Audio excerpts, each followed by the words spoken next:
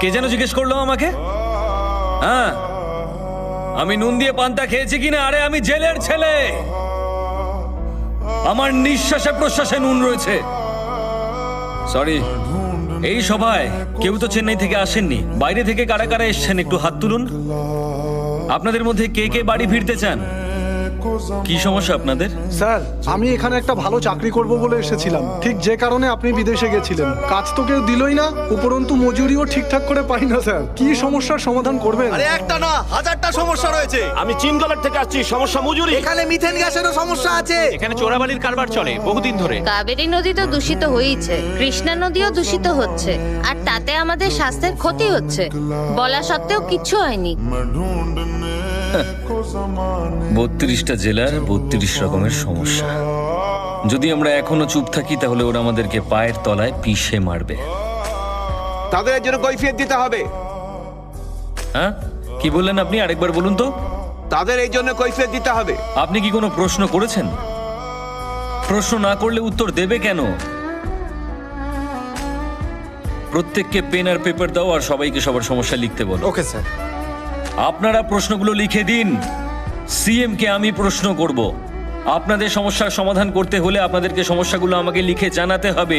আজই, এখনই আমি যাব ওদের কাছে। স্যার স্যার স্যার, একটা কথা ছিল।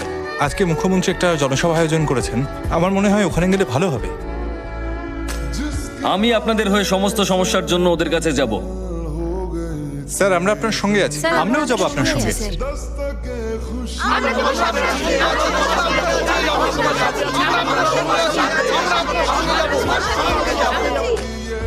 আমি একা গেলে কাজটা তাড়াতাড়ি হবে, কিন্তু আপনারা সকলে গেলে যে কোনো রকমের ঝামেলা হলেও হতে পারে।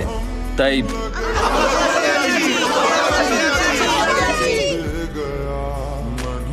চলুন। দাদা শুনছো, সুন্দর নাকি লোকজন নিয়ে আমাদের এই মিটিং এর দিকে আসছে। তাই নাকি? আসতে দে। আরো শুনলাম বাইক নিয়ে আসছে নাকি ওরা। দেখুন, উল্টো পাল্টা কথা অনেকে অনেক কিছুই বলতে পারে, কিন্তু কাজের সময় বোঝা যায় কে আসল লোক। কিরে, তুই কি আমাদের দলে যোগ দিতে চাইছিস? আমরা যদি তোকে দলে না নিই তখন কি করবি? দলে যোগ দিতে আসেনি, প্রশ্ন করতে এসেছে। আমার মঞ্চে এসে তুই আমাকেই প্রশ্ন করতে চাইছিস? অনেক সাহস তো তোর। উড়তে চাইছিস ও? যখন ডানা ছেটে দেব তখন বুঝতে পারবি কত ধানে কত চাল। আমি যদি একটা ইশারা করি না, এরা তোকে টুকরো টুকরো করে কেটে ফেলবে।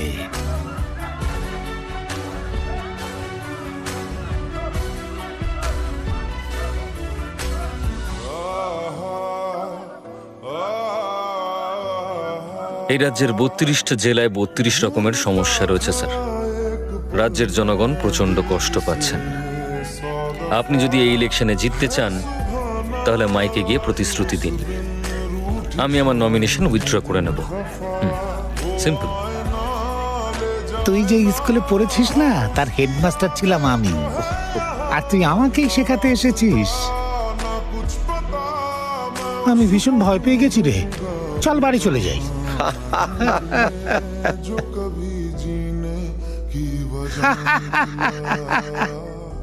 এইটার জন্য ওরে 30 বছর ধরে এই রাজনীতির খেলায় আমি খেলছি। নির্বাচনের সময় কি করতে হয় সেটা আমি জানি। এই রকম প্রতিশ্রুতি আমি প্রতিবারই দিয়ে থাকি। দেশে যদি গরিব না থাকে তাহলে আমরা ভোটটা পাবো কার থেকে? ওরা পেটের দায়ে চুরি করবে, একে অপরকে খুন করবে, আর আমরা গলা চিৎকার করে প্রতিবাদ করব। তারপর ভোটের সময় ওদের কিছু টাকা দিয়ে দেব, ওরা সুরসুর করে এসে সব আমায় ভোট দেবে, আর আমাকেও রাজনীতি শেখাতে এসেছে। যা।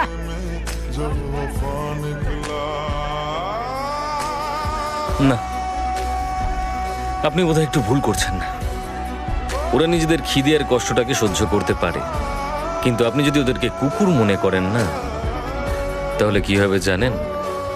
কেটে পিস পিস করে দেবে।